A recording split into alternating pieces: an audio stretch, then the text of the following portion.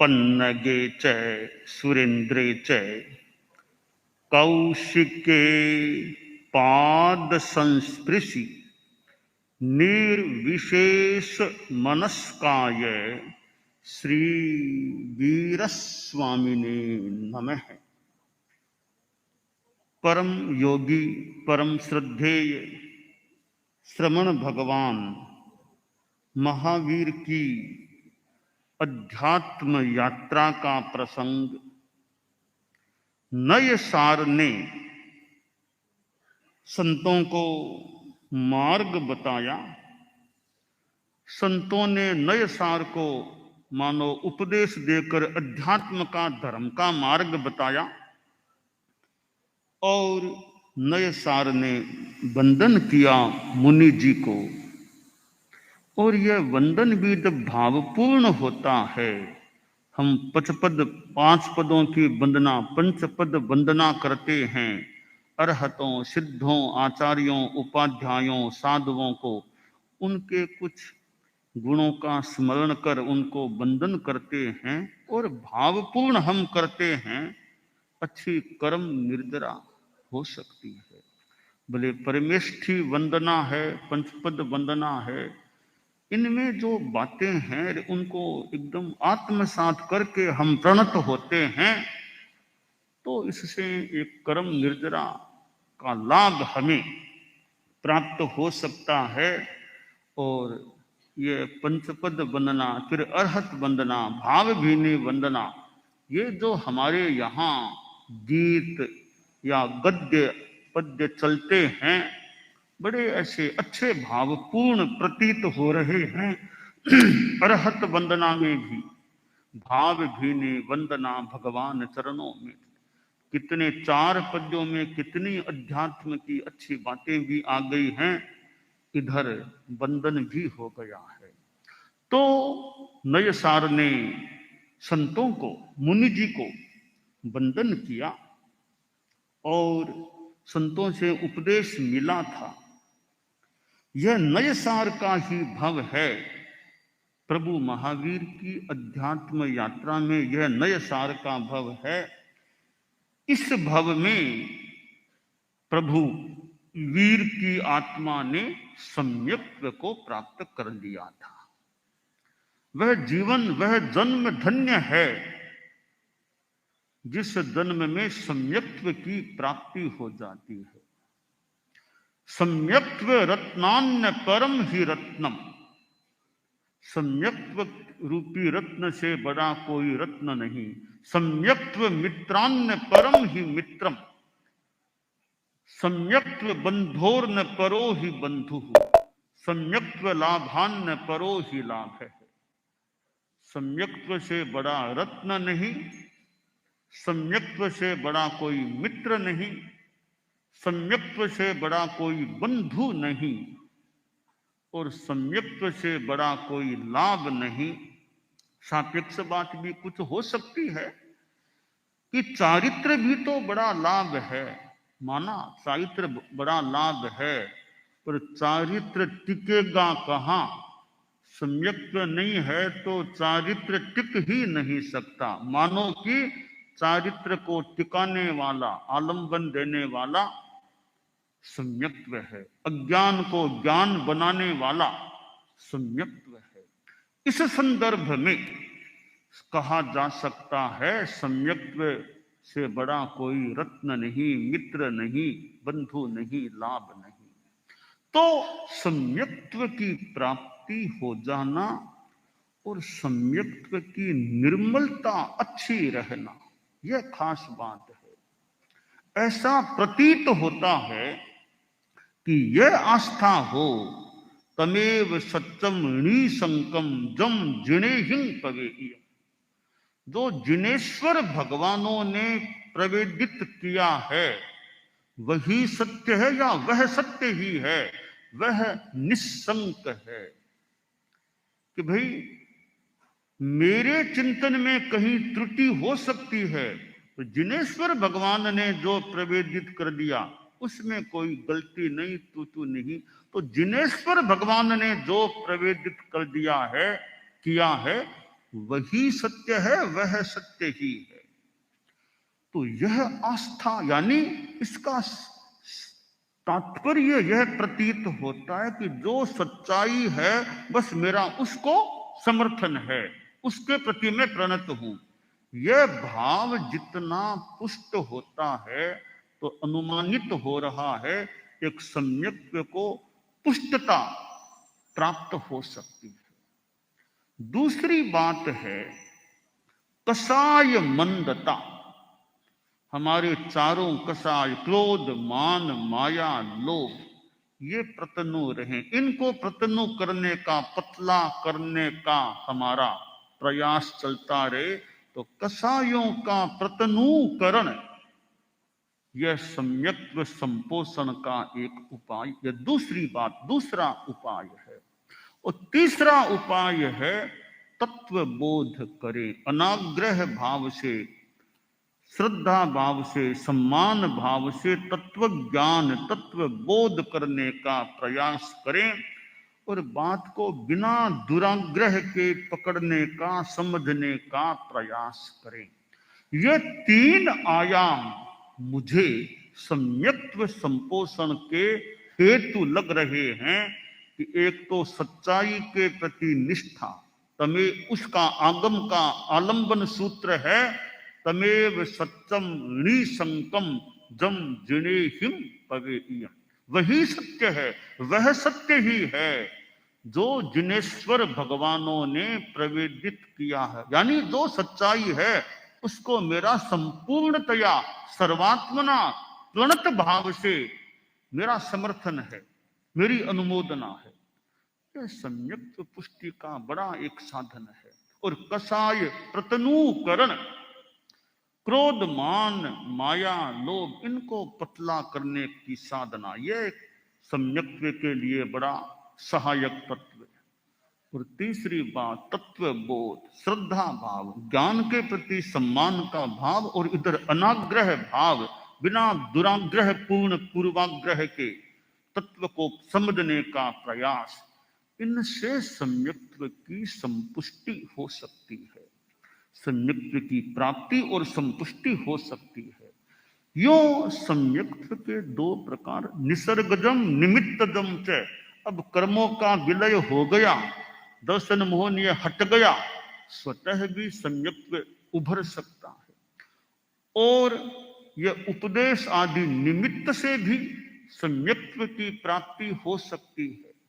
तहियानम तु भावानम सब भावे उवेशनम भावेनम सद्दहन्तस्य सम्मत्तम तम बियाहियम। ये उत्तरध्वयनानी का श्लोक है कि तथ्यों को एकदम भावतः उसी रूप में सद्भाव से उपदिष्ट करना और भाव से श्रद्धा रखना, यह सम्यक्त्व हो जाती। उधर अरहंतो महदेवो जावत जीवं सुसाहुनो गुरुणो जिन पन्नतम तत्तम ये सम्मतम मये गह्यम। अरहत मेरे देव हैं, शुद्ध साधु मेरे गुरु हैं, जिन प्रज्ञप्त मेरा तत्व है। तो यूं हम सम्यक्त्व को प्राप्त भी रहें, न है जिनको वे प्राप्त कर सके मंगल कामना, और प्राप्त सम्यक्त्व को और ज्यादा पुष्ट बनाए, क्योंकि सम्यक्त्व का भी प्रोमोशन हो सकता है। जैसे आप लोग गृहस्थ हैं, नौकरी में पहले शुरू में पगार थोड़ी मिलती, धीरे धीरे आगे आगे पगार बढ़ती गई, बढ़ती गई, बढ़ती गई। इसी प्रकार सम्यक्त्व मान लो शुरू में तो इतना मजबूत नहीं था, बाद में धीरे धीरे साधना बढ़ी, सम्यक्त्व बहुत पुष्ट हो गया। और सायोप सम्यक सम्यक्त्व कभी सायिक सम्यक्त्व बन जाए, फिर तो कहना ही क्या, फिर तो पराकाष्ठा है, सम्यक्त्व की पराकाष्ठा है, सायिक सम्यक्त्व प्राप्त हो जाए। अनाग्रह भाव, इधर कसाय मंदता, और सच्चाई के प्रति सम्मान के साथ समर्थन पूर्ण भाव, अनुमोदना पूर्ण भाव, तो नए सार को सम्यक्त्व की प्राप्ति हो गई। और सम्यक्त्व की अवस्था में आयुष्य का बंध होता है अगले जन्म का, तो वैमानिक के सिवाय और कोई गति का आयुष्य नहीं बंधता। इसी नियम के आधार पर मानो अब नए सार स्वधर्म देवलोक में जाता है। यह नहीं कहा जा सकता आयुष्य का बंध सम्यक्त्व अवस्था में ही हुआ था या सम्यक्त्व विहीन अवस्था में जब भी हुआ हो, परंतु नए सार का अगला जन्म यानी दूसरा भव अब स्वधर्म देवलोक, प्रथम देवलोक जो 12 देवलोकों में है, वहां होता है। और देवता हैं, उनका भी कभी न कभी आयुष्य पूरा होता है। देवों की आसातना नहीं, पर देव भी उस रूप में अमर नहीं है कि हमेशा बने रहेंगे। हर देव का अपना निर्धारित आयुष्य होता है और वह आयुष्य संपन्न होने पर देवता को देव गति से च्युत होना होता है, उद्वृत्त होना होता है और देवता आयुष्य पूरा करके वापिस ठीक बाद वापिस देव नहीं बन सकता। देव आयुष्य पूरा करके ठीक बाद नरक में नहीं जा सकता। देव जाएगा या तो मनुष्य गति में जाएगा या कोई त्रियंच गति में भी जा सकता है। यह विधान है, नियम है। तो नए सार का जीव स्वधर्म देवलोक में आयुष्य पूरा करके अब पुनः मनुष्य गति में जन्म लेता है और जन्म भी सुकुले पच्चायाति, आगम में जो सुकुले की सुकुल में जन्म मिले। मनुष्य का जन्म मिलना भी वैसे तो विशेष बात है, पर जन्म कहाँ मिला यह भी एक प्रश्न है। एक धर्म के माहौल वाले कुल में जन्म मिले, शालीन शिष्टाचार संपन्न, दया करुणा से भावित, संयम तप से भावित परिवार में जन्म लेने का मौका मिले, एक तो वह जन्म है। एक कहीं जो परिवार धर्म कर्म कुछ जानता नहीं, हिंसा को सामान्य रूप में व्यवहृत करता रहता है, कोई अहिंसा का कोई भाव नहीं विशेष, कोई न कोई सत्य अचौर्य आदि धर्मों का ज्ञान है, ऐसे ही कहीं अनार्य कहीं जन्म ले लिया, तो उस माहौल में भी जन्म तो मनुष्य का हो सकता है। वहां धर्म को समझने का और का मौका भी कितना क्या मिले न मिले। तो अच्छे कुल में मनुष्य जन्म मिले वो बड़ी बात है। जिस परिवार में दीक्षाएं हुई हैं, साधु साधियां, अच्छे श्रावक श्राविका या धर्म को समझने वाले लोग हैं, जैन धर्म के सिवाय भी मान लो धर्म को समझने वाले परिवार, धर्म का माहौल है, दया करुणा अहिंसा, धर्म को सुनने की जहां प्रवृत्ति, ऐसे परिवार में जन्म मिले तो बच्चे को धर्म के संस्कार भी सुगमता से प्राप्त हो सकते हैं। तो नए सार को अब इस तीसरे भव में मनुष्य जन्म मिला। और कौन सा कुल मिला? भगवान ऋषभ के परिवार में जन्म लेने का मौका मिला और भगवान ऋषभ के सुपुत्र भरत का पुत्र बनने का और ऋषभ का पौत्र बनने का मौका, सौभाग्य जो मिला और ऋषभ का पौत्र बना। नाम दिया गया मरीचि, हम मरीचि कुमार कह दे, मरीचि नाम दिया गया। और इधर दादा तो तीर्थंकर, पिता चक्रवर्ती, क्या कहना, दादा तो पहले तीर्थंकर है, पिता पहले चक्रवर्ती, और उनका यह सुपुत्र मरीचि कुमार। तो नातीले थे ऋषभ भगवान, तो नातीले होते हैं तो थोड़ा धर्म से एक जुड़ाव लगाव थोड़ा ज्यादा हो सकता है, हो तो भगवान ऋषभ का एक बार अयोध्या में पादार्पण होता है। तो दादा महाराज का पधारना हुआ है अयोध्या में। तो अब मरीचि को भी संपर्क में आने का मौका मिला। तीर्थंकर भगवान और संसार पक्ष में दादा महाराज, तो उनके पास संपर्क में आया मरीचि और भगवान ऋषभ की देशना प्राप्त हुई, प्रवचन सुनने को मिले, है वो भी तीर्थंकर का प्रवचन सुनने को मिले, कितनी बढ़िया बात है।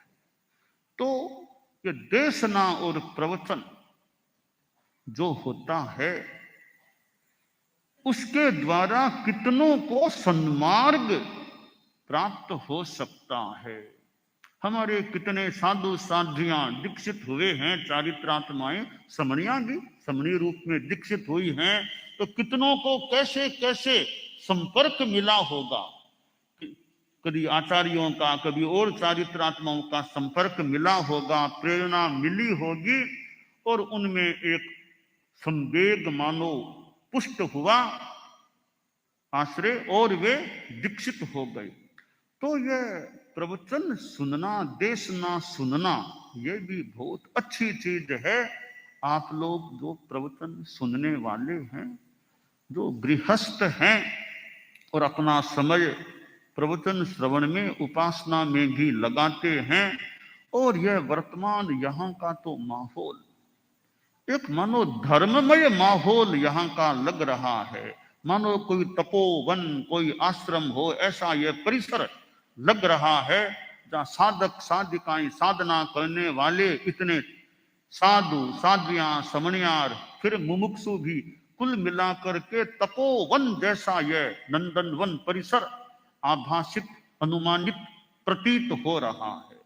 इतनी साधना, फिर पर्यूषण का समय है अभी तो मुख्य साधना धर्म का समय है एकदम। कितना धर्ममय प्रवचन, कितने समय सारिणी जो महाशिविर की चल रही है, इतनी चारित्रात्माएं प्रवचन में, इतने साधु साध्वियां समणियां विराजमान होते हैं, इतने आप जैसे सौभाग्यशाली श्रावक श्राविकाएं फिर विराजमान होते हैं। कितना एक धर्म का माहौल उजागर होता है। तो भगवान ऋषभ की देशना और मरीचि को वह मौका मिला, देशना से प्रभावित हो गया। कोई कोई बात आदमी को झकझोर देने वाली, आदमी के चिंतन को मोड़ देने वाली, दिशा का निर्देश देने वाली बन सकती है। और तीर्थंकरों की वाणी, तो मरीचि ने जब प्रवचन देशना का लाभ लिया और मन में वैराग्य भाव जाग गया, वैराग्य आ गया। भगवान ऋषभ का नातीला पोता महाराज दीक्षित भी हो गया। पोता महाराज, पोता था, पोता महाराज बन गया, पोता साधु बन गया। हमारे साधु साध्वियां हैं, वे भी अपने पोतों पर ध्यान दें, पोते हों, भतीजे हों, भांजे हों, भी ध्यान दें। कोई आपकी प्रेरणा से और से, दूसरों की प्रेरणा से, कईयों के, हमारे संतों के भी अब तो पोते हो गए होंगे, भले यानी भाई के पोते मान लो उस रूप में। संसार पक्ष में कईयों के पोते, कई संसार पक्ष में नाना बन गए होंगे, कईयों के भतीजे होंगे, भांजे होंगे, जो भी छोटे भाई जो भी हो सकते हैं। इधर साधियों समणियों के भी कोई भतीजे भांजे, कई पोते दोहिते कई हो सकते हैं, वे आते भी होंगे कई, तो आते हैं।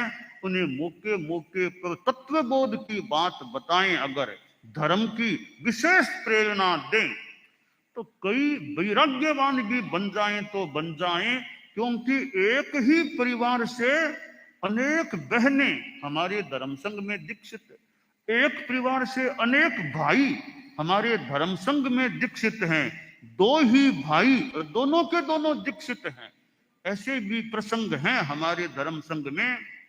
तो अपने जो ज्ञाति हैं उन पर उपकार करें, वो ज्यादा संपर्क में आते हैं तो प्रयास करें। छोटे बच्चे हैं उनको भी प्रेरणा दें। ठीक है, ऐसा भाग्य सबका हो, न हो कि साधु बने, अच्छे श्रावक तो बने, अच्छे धार्मिक कार्यकर्ता तो बने, अच्छे उपासक तो बने, अच्छे कुछ तो हम प्रयास करेंगे तो ठीक है। कोई साधु साध्वी बन जाए, कोई न भी बने, अच्छे संस्कार तो आए उनमें, अच्छे बच्चे तो बने। तो प्रयास जितना मौका लगे तो प्रयास होना चाहिए कि मेरे संसार पक्षीय परिवार के लोग इतने मेरे पास यदा कदा आते भी हैं, तो मैं उनकी आत्मा का भी उद्धार हो, उनका भी कल्याण हो, ऐसा मैं प्रयास तो करूं। तो हमारे गुरुकुलवास में भी साधु साधियां हैं, न्यारा में भी कितने हैं, तो न्यारा वाले भी वे भी यथा अवसर प्रयास करें कि भी कभी रास्ते की सेवा करते हैं, कभी चतुर्मास में सेवा करते हैं, कभी और कभी भी करते हो, उनको धर्म की प्रेरणा विशेषतया तो आधा घंटा घंटा आसपास ही रहते हैं, कई बार दिन में भी पास में, रात में भी पास में, मौके मौके पर कोई तत्व ज्ञान दें, शास्त्र की बात बताएं, धर्म की बात बताएं, ताकि उनकी आत्मा भी अच्छे भावों से भावित हो। और नातीले तो है, बिना नातीले भी, नातीले तो खैर एक निकट नातीले, बाकी सभी जो भी श्रावक श्राविकाएं जो भी हैं, मौके मौके पर धर्म की प्रेरणा मिले। और वे माता पिता कितने साधुवाद के पात्र हैं, जितनी संतान सबको दे दिया, दो तो दो को ही दे दिया, और तीन तीन बहनें हो जाती है, भाई हो जाते हैं, एक ही परिवार से भाई भी है, बहनें भी है, एक भाई दो बहनें, बस कई और लागती पागती कई ऐसे एक ही परिवार के रिलेटिव्स हैं, कितने दीक्षित हो जाते हैं। गुरुदेव तुलसी थे, उनके भाई चंपालाल जी स्वामी, भाई जी महाराज, एक परिवार से दो सगे भाई यूं आ गए। ऐसे अनेक उदाहरण हैं, तीन तीन भाई एक परिवार से आ गए हैं। तो भगवान ऋषभ के संसार पक्ष ये पौत्र सुपौत्र मरीचि कुमार को भी वैराग्य भाव आ गया और वह दीक्षित भी हो गया। अब कैसे मरीचि का आगे का क्रम बनता है, आगे की बात यथासंभवतया आगे आ सके। आज सामायिक दिवस पर्युषण के अंतर्गत है, और यह सामायिक भी एक साधना है, और इधर तपस्या इधर सामायिक। अब पर्युषण में आप लोग गृहस्थों में, चारित्रात्माओं की भी अपनी तपस्या की बात, आप लोग गृहस्थों में भी बेला टेलार और तपस्याएं कईयों के चल रही है, ऐसा ज्ञात हो रहा है।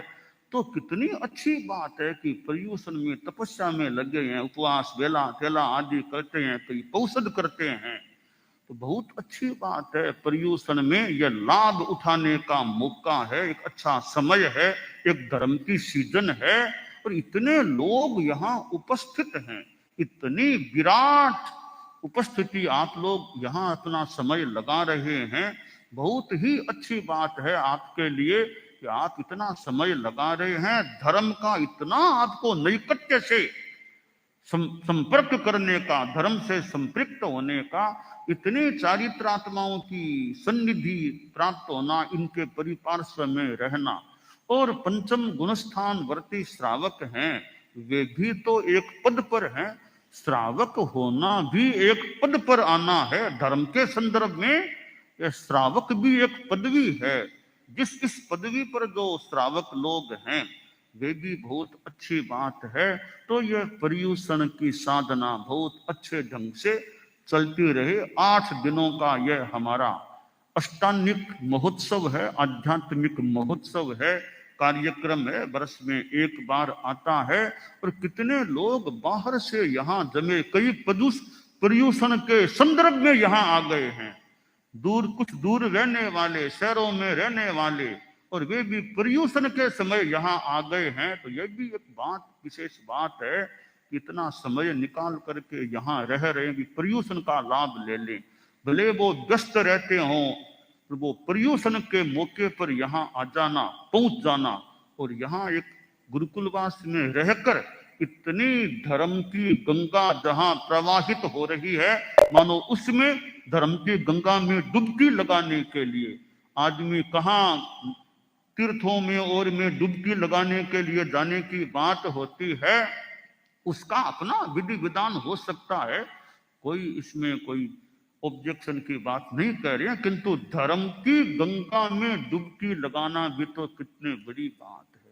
आत्मा नदी संयम तो ये पूर्णा, सत्यावहा शील तटा दयोर्मि तत्राभिषेकम कुंड पुत्र न वारिणा शुद्धति चांतरात्मा, कि यह धर्म की गंगा, धर्म की नदी, कि आत्मा नदी है और संयम रूपी पानी इस नदी में है, सत्य का आवहन करने वाली नदी है, शील जिसका तट है, दया जिसकी तरंग है, उर्मी है, ऐसी नदी में स्नान करो। यानी धर्म की गंगा में, धर्म की नदी में डुबकी लगाओ, स्नान करो, तो अंतर आत्मा शुद्ध बन सकती है। तो यह पर्युषण पर्व है, मानो धर्म की गंगा है, साधना की, अध्यात्म की गंगा है, और इसमें हम लोग मानो अभी डुबकी लगाने में लगे हुए हैं, और आत्मा की निर्मलता का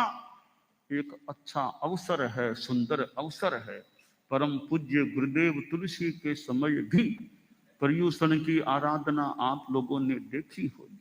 परम पूज्य आचार्य श्री महाप्रज्ञ जी के समय भी आप लोगों ने देखी होगी, और अब भी पर्युषण की आराधना चल रही है, और समय समय पर परिवर्तन, परिष्कार, विधि विधान, व्यवस्थाओं में उन्नयन भी हुआ हो सकता है।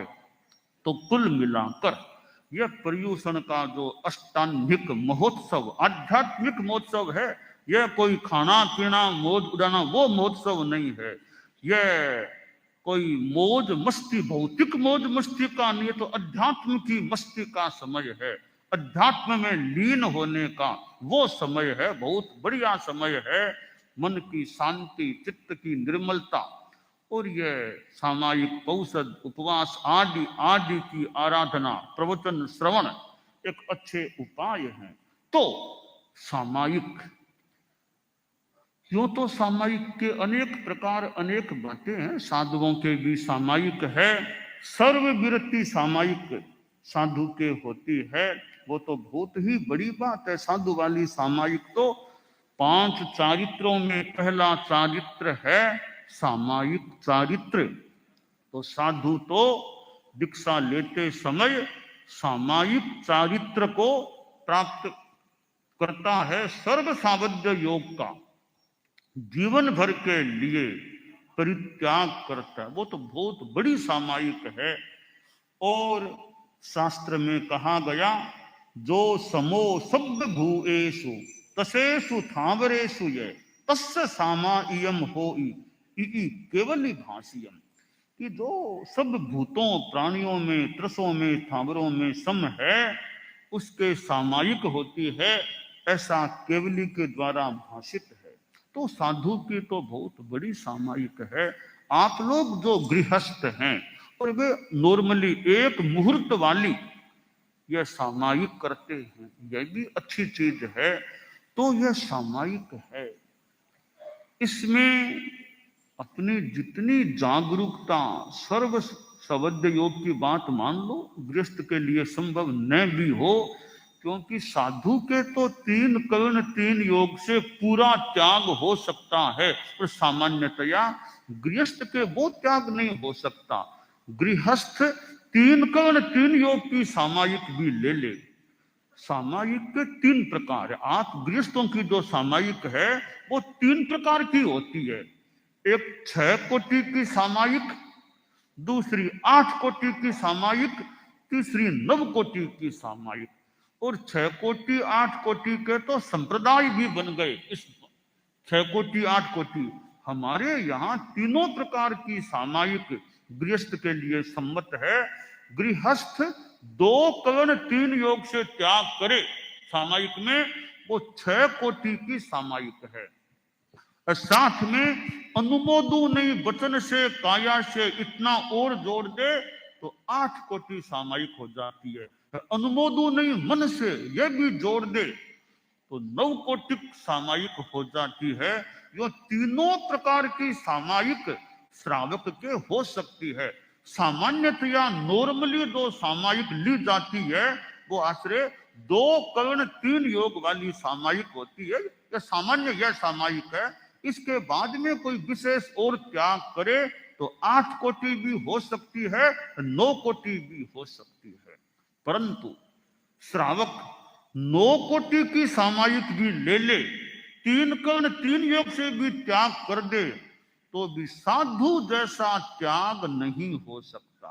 साधु के जो 3 कर्ण 3 योग से त्याग हैं, उसकी तुलना में श्रावक 3 कर्ण 3 योग वाली सामायिक भी ले ले तो साधु जैसा त्याग नहीं होता।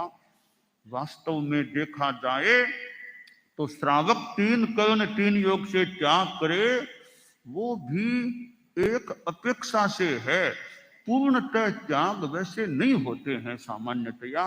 क्योंकि आपने सामायिक ले ली, 3 कर्ण 3 योग से त्याग, वर्तमान में तो आप व्यवहार में त्याग मान लो पाल भी रहे हैं, परंतु आप यहां आए थे, नौकर से कहा आज खाने में वो साग बना देना, आज वो कर लेना, अब वहां वो साग बन रहा है, वो किसके कहने से बन रहा है? उस हिंसा के जिम्मेवार सहभागी आप तो आप भी है ना।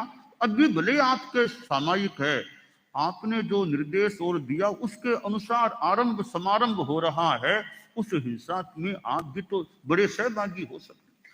आपके ब्याज आ रहा है, बैंक में और में डिपॉजिट है, पैसा है, उसका ब्याज तो सामायिक के काल में भी तो वो ब्याज की प्रक्रिया, परिग्रह की प्रक्रिया आपके चालू है।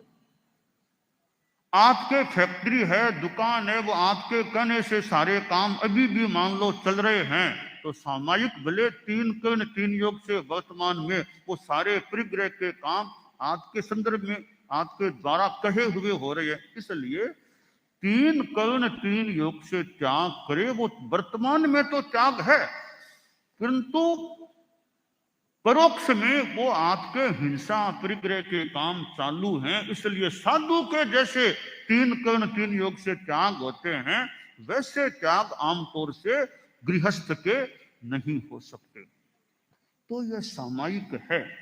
सामायिक है, इसमें कि कोई पूछे सामायिक शुभ योग है या अशुभ योग है, तात्विक प्रश्न की गहराई हमारे छोटे संत साधियां जी बैठे हैं, कई जानते हो सकते हैं। कोई पूछ ले सामायिक शुभ योग या अशुभ योग, छोटे संत कह दें शुभ योग है सामायिक, तो हमारे बाल मुनि कोई कह दे शुभ योग है, कोई साध्वी जी कह दे, छोटी साधियां और शुभ योग है सामायिक, तो तत्व की गहराई में जाएं तो सामायिक शुभ योग नहीं होता। सामायिक न शुभ योग है न अशुभ योग है, वो तो संबर है। योग तो निर्जरा वाली बात हो गई। मूलतः सामायिक स्वरूपतः है वो संबर है, योग नहीं है, किंतु सामायिक में शुभ योग हो सकता है। सामायिक में आप स्वाध्याय करो, जप करो, तत्व ज्ञान की बात करो, मंगल भावना करो, तो सामायिक में शुभ योग हो सकता है, पर सामायिक अपने आप में शुभ योग नहीं होती है। तो सामायिक हमारी चेतना की एक परिणति है, सामायिक एक आत्मा है। सामायिक भाव आत्मा में जैसे 7 भाव आत्मा है, अनेरी आत्मा अनेक, तो सामायिक में आप हैं तो वर्तमान में आप सामायिक आत्मा वाले भी बन जाते हैं। आया ने सामायिक, आत्मा सामायिक है तो भाव आत्मा, तो सामायिक भी एक प्रकार की भाव आत्मा है। तो यह जो सामायिक का प्रयोग है, शनिवार की शाम, शनिवार के सायं तो 7 से 8 के बीच सामायिक का प्रयास रहना चाहिए। हमारे जैन श्वेतांबर तेरा पंथ के जो श्रावक श्राविकाएं हैं, उनके परिवार हैं, इस शनिवार की शाम को तो परिवार के साथ करें, भले धर्म स्थान में करें, भले आप धर्म स्थान में न आना चाहे न आ पाए तो ऑफिस में कर सकते हैं, दुकान में कर लो, घर में कर लो, कहीं कर लो, स्टेशन पर भी कर लो, भले एयरपोर्ट पर भी कर लो, आपकी सुविधा हो तो। कि भी यात्रा में जाना है तो जल्दी रवाना तो होना पड़ेगा। 7 से 8 बाद में फ्लाइट है, 9 बजे की फ्लाइट है, टाइम बीच में है, तो एयरपोर्ट पर भी अनुकूलता हो तो वहां भी सामायिक कर सकते हैं। शादी है आपके घर में शनिवार को, तो शादी तो लेट है, तो 7 से 8 का टाइम खाली तो उसमें हो सके तो तब भी सामायिक कर लो। आपके मेहमानों को भी आप भी सामायिक करो, हम भी करें।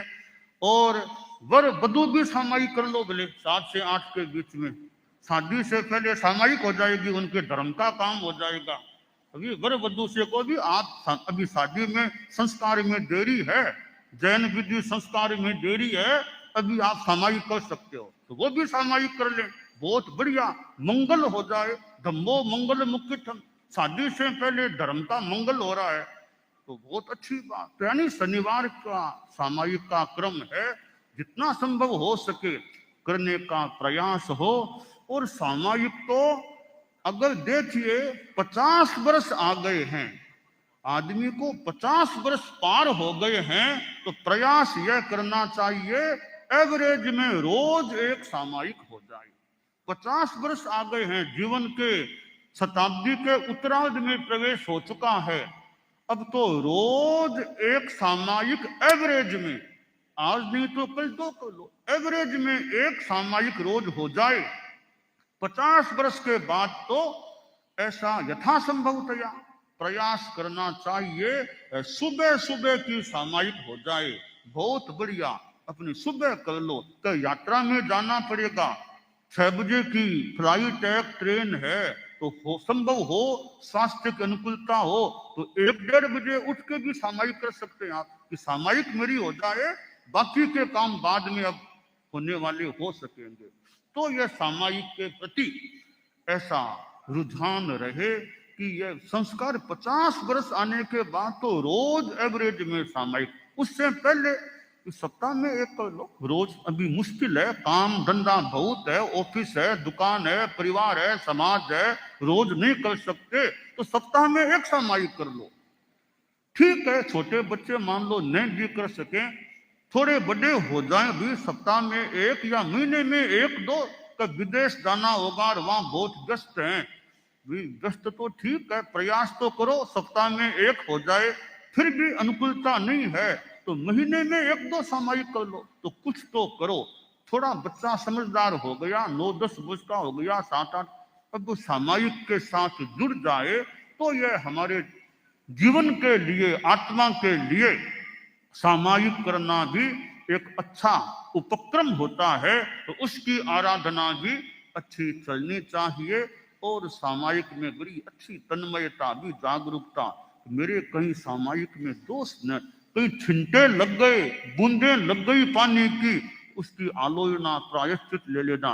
कोई कहीं जीव जंतु, कोई कीड़ा मकोड़ा भूल चुक से कैसे मर गया, उसका प्रायश्चित आलोचना करके सामायिक को शुद्ध रखना चाहिए। दोष लग जाए तो आलोचना लेकर के उसको शुद्ध बनाने का या आलोचना ले लेने का वो प्रयास भी होना चाहिए। तो हम सामायिक के प्रति भी जागरूकता रखें। हमारे साधु साधियां तो श्रुत सामायिक कोई कर सके तो वो कर सकते हैं, श्रुत सामायिक ले ली, अब खाना नहीं पीना, पानी भी नहीं पीना, अपने स्वाध्याय में और मुख्यतया आगम स्वाध्याय में लगे रहें, दूसरी बातों से यथासंभवतया बचने का प्रयास हो।